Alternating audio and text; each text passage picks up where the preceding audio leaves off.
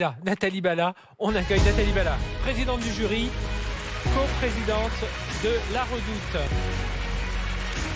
Bonjour Nathalie.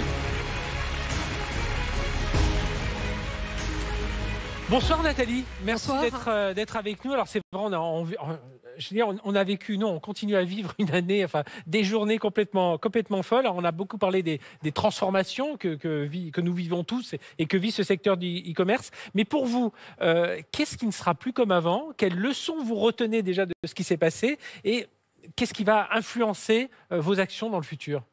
Oui, c'est vrai que l'année 2020, ça a été une année hors norme, riche en enseignements. Je dirais 3 enseignements principaux. Le premier, c'est que le télétravail est devenu la norme. Et donc, du coup, pour nous, e-commerçants, dans une crise sanitaire où on a vécu 2 confinements en 2020, on a pu équiper de manière sécurisée les Français et les Françaises avec des bureaux, avec des vêtements enfants, avec du petit électroménager. Le deuxième enseignement, c'est qu'on a tous pris conscience que finalement la santé et l'environnement en particulier étaient des biens ultra précieux et qu'il fallait les soigner. Donc je pense que tous les commerçants ont pris conscience de ça et vont aller vers plus de responsabilité sociétale et environnementale.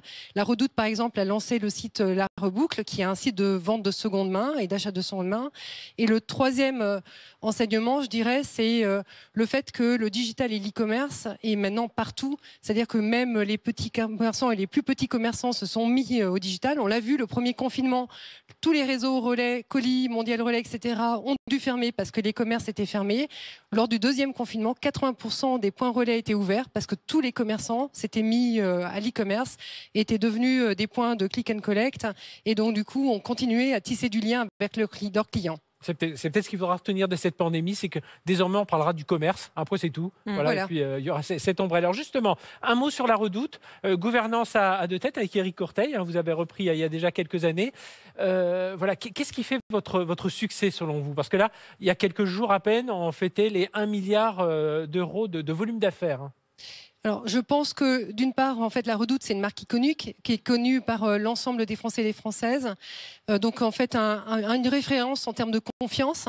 On a recruté plus d'1 million de nouveaux clients en 2020. Et beaucoup de Français se sont tournés vers nous pour une raison simple, parce que notre mission, c'est d'embellir la vie des familles.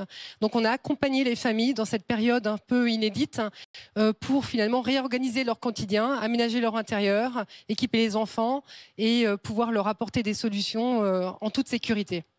Juste un mot à tous les deux. Les délibérations du jury, on l'a dit, ont été assez vives, avec un thème un peu général qui en transversal, qui était l'éco-responsabilité. Voilà, s'il faut dire, juste retenir en un mot cette délibération. En un mot, d'abord, merci à Nathalie et merci à l'ensemble des membres du jury. Des discussions passionnées et passionnantes.